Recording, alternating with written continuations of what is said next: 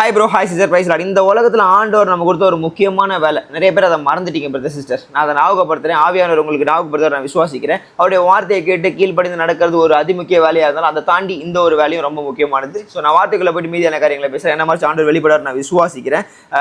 2 தீமோத்தேயு 4:2 சமயம் வாய்த்தாலும் வாய்க்காவிட்டாலும் ஜாக்கிரதையாய் திருவசனத்தை பிரசங்கம் பண்ணி எல்லா நீடிய சாந்தத்தோடும் உபதேசத்தோடும் கண்டனம் பண்ணி கடிந்து கொண்டு புத்தி சொல்லு. ஆமீன். எத்தனை பேருக்கு புரியுது பிரதர் சிஸ்டர்?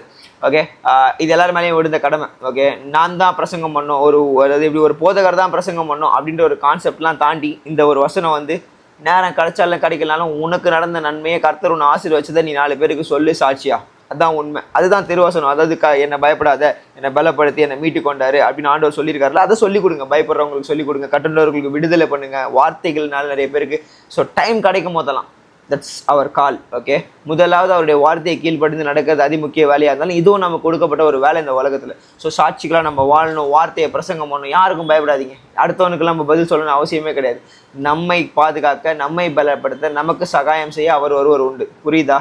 இது வரைக்கும் நீங்கள் ஆண்டவருடைய நாமத்தை சொல்கிறதுக்கு வைக்கப்பட்டீங்கன்னா please start doing this work immediately. நீங்கள் போய் பைபிள் எழுதிட்டு பிரசங்கம்லாம் பண்ண வேணாம். பக்கத்தில் இருக்கும்போது ஆவியானவரோட இடைப்படுதலோட பொறுமையாக அப்படியே பிரசங்கம் பண்ணுங்க. கர்த்தர் உங்களை கொண்டு பெரிய காரியங்களை செய்வாங்க. அது நிமித்தம் பெரிய நன்மைகளையும் ஆசீர்வாதங்களையும் பெற்றுக்கொள்ள அதிக வாய்ப்புகள் உள்ளது. புரியுதா? ஒரு நாள் திரும்ப கேளுங்க, தெளிவாக புரியுது. இதனால் இல்லை வேணும் கர்த்தருக்கு சுத்திரமாக இல்லையா? Love you.